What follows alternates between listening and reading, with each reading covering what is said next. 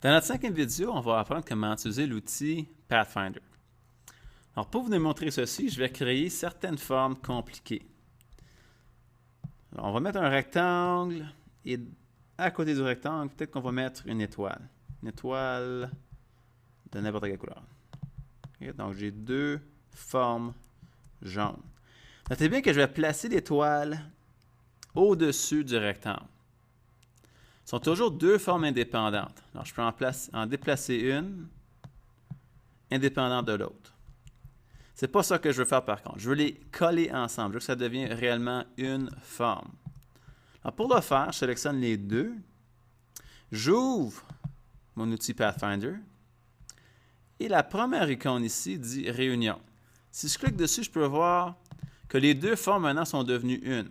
En cliquant sur celle-là, je peux voir que les deux sont vraiment collés ensemble.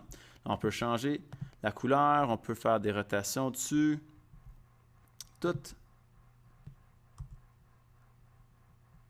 Rotation. Toutes d'un shot. Mais ce n'est pas seulement la seule utilité pour Pathfinder. Je pourrais aussi utiliser Pathfinder pour couper des trous à travers des formes. Alors ici, disons que je place mon étoile dans le rectangle. Puis je veux le centrer, donc je vais faire alignement centré. Dans les deux sens. Je veux voir à travers du rectangle. Pour le faire, je vais toujours aller dans mon outil Pathfinder et cliquer sur Soustraction. Alors ceci va soustraire la forme supérieure de la forme inférieure, donc celle en haut de celui d'en bas.